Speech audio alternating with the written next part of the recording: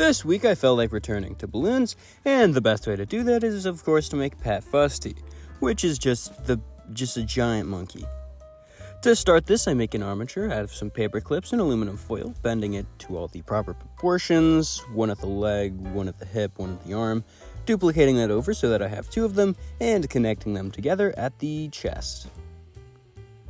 Once the torso area is covered with a hefty amount of aluminum foil this time, and this time I do mean hefty because it is very much a larger build, I can begin to add some clay onto it in order to be able to change the armature how I like. Once I get this, I bake it so that I have a more rigid structure that I can bend the armature around without it being too floppy, I guess. Once I do this, I just position the legs to be bent like how it is properly, and just the arms to be in their correct position, and I'll cut them to size.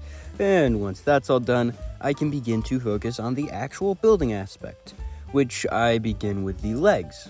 The legs is just covered in a worm of clay that gets blended into the rest of the body. There's basically nothing special, it's just a worm of clay covering the armature on the bottom of the leg. After I do all this just gets copied over to make sure that both legs have it, and then once I do that, I can focus on bulking out the majority of the body. I begin with the lower part of the body because I saw some cracks and obvious indentations. Then I begin widening the body because, well, that's how I felt I should go next, to get a better base of just making this dude chunky. After I've completely blended in all of the little additions, I can begin to add some extra girth onto the back. This is just a sheet of clay that gets blended in on all of the new stuff, although not made to look directly fat. Then I go on the front, which is made to look directly fat. It is blended into the entirety of the front with a little indent in the front to make it look more chubby. The front has about, it's like 2/3 to 1/3, 2-to-1 ratio between the front and the back, and after I do that, I can get some of the lighter brown that I made earlier, attach it to the bottom, squish it out, and turn them both into feet. I do not like saying that word. Now that I have those done, I can cut in the individual portions of that and begin to work on the tail. The tail is just, I start that with a bent wire so that it doesn't break immediately because it's skinny, and then I poke an indent into the back of the body so that I can actually have the tail function as a thing. Then I cover this entire piece of wire in some brown clay so that it actually looks how it's supposed to look, and then make sure that there are no gaps, seams, ridges, bumps, bruises, anything at all. Once I have all of that, I can place the tail back into the back of the body and blend it in so that it looks like nothing happened at all and nothing was added and it was there the whole time. After I do that, I can begin work on the arms. To start this, I just get a very large chunk of clay onto the base of the arm and blend that into the rest of the body. After I do that, and it's all blended in, I can work on the hands, which are a lot bigger than the other things of the same color, and is just a thumb poked out, and then 3 cut fingers, which means 2 incisions, as well as a little place on the back so that it can actually be inserted into the hands. After I have that, I have it positioned facing down to the ground, because that's how it is, although this does help give a lot more support than if it was just the 2 feet alone. After that, I get a darker brown, and indent 3 little spikes out of it, and place it along the top of the arm towards the shoulder, and then just kind of duplicate all those steps again in order to make the secondary arm, except of course the thumb is now facing the other way. This time the hand is curled up into a fist and placed up onto the hand, followed by the same dark brown thing, except with a few more incisions on the edges this time because I felt that it worked better.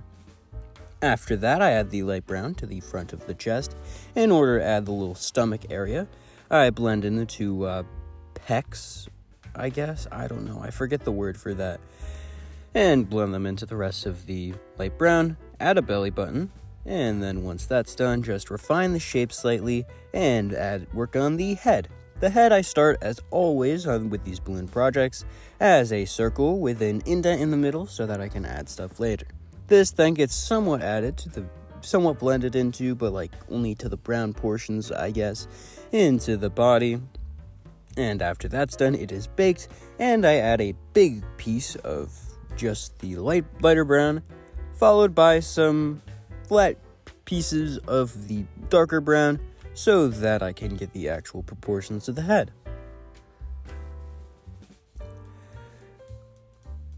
This is just a bunch of flatter pieces that, while usually in the other Bloons projects is just a worm, in this case it is 3 sheets, 2 of which are just duplicated over and copies of each other, and these all get blended into the other brown, the other darker brown, not the actual lighter brown of the face itself.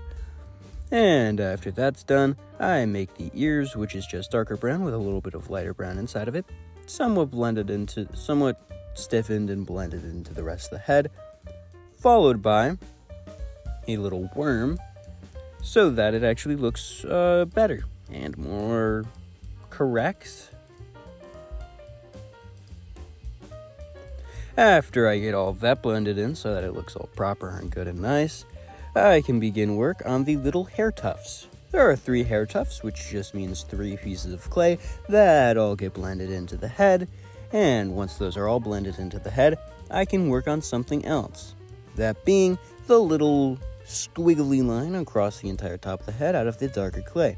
This is just a squiggly line which I intend to make it look all squiggly. This is cut to the correct size and then just kind of tapped in to make sure that it is somewhat a part of the head. Then after this, I flattened 2 white balls in order to make some eyes.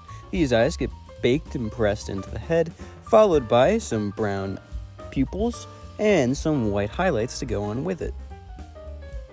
Now that I have the eyes, I can add the eyebrows.